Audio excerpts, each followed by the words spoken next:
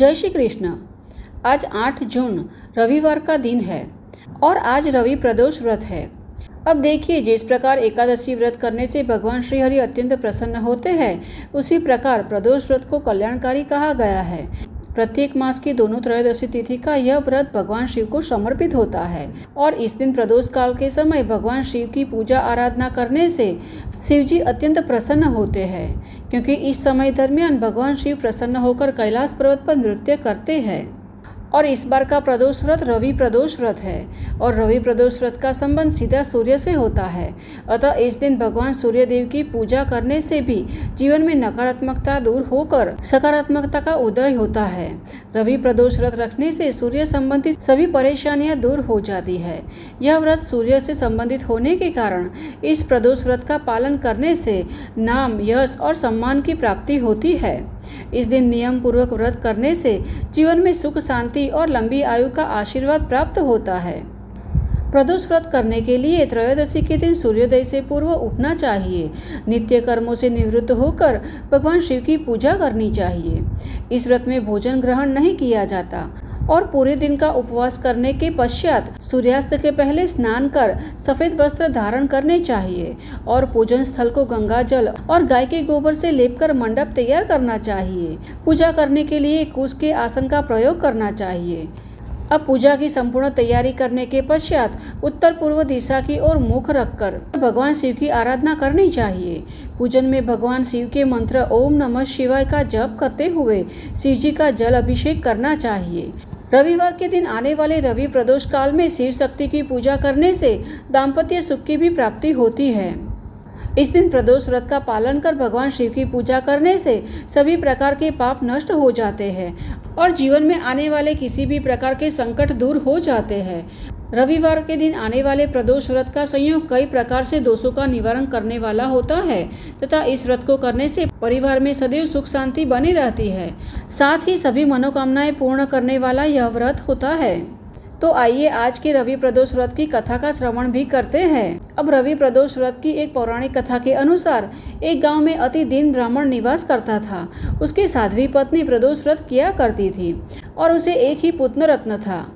अब एक समय की बात है कि वह पुत्र गंगा स्नान करने के लिए गया और दुर्भाग्यवश मार्ग में चोरों ने उसे घेर लिया और उसे कहने लगे कि हम तुम्हें मारेंगे नहीं अगर तुम अपने पिता के गुप्त धन के विषय में हमें बता दोगे। अब बालक भयभीत होते हुए दीन भाव से कहने लगा कि बंधुओं, हम तो अत्यंत दुखी दीन है, हमारे पास धन कहाँ से होगा। तब बालक के हाथों में एक पोटली को देखकर चोरों ने कहा कि तेरी इस पोटली में क्या बंधा है। तो बालक ने निसंकोच होकर कहा कि मेरी माँ ने मेरे लिए भोजन दिया है। अब बालक के मुख से दीन भरे वचन सुनकर चोरों ने अपने साथियों से कहा कि साथियों, यह तो अत्यंत ही दीन दुखी मनुष्य है, अतः हम किसी और को लूटेंगे। इतना कहकर चोरों ने उस बालक को जाने की अनुमति दे दी। अब बालक वहां से चलते हुए एक नगर में पहुंचा। अब चलते चलते बालक बहुत थक गया था। तब उसने नगर के पास एक बरगद का पेड़ देखा तो वह बालक उसी बरगद की वृक्ष की छाया में सो गया। अब उसी समय उस नगर के सिपाही चोरों को खोजते हुए उस बरगद के वृक्ष के पास पहुंचे और बालक को चोर समझकर बंदी बनाकर राजा के पास ले गए। तब राजा ने भी कुछ सुने बिना ही उसे कारावास में बंद करने का आदेश दे दिया।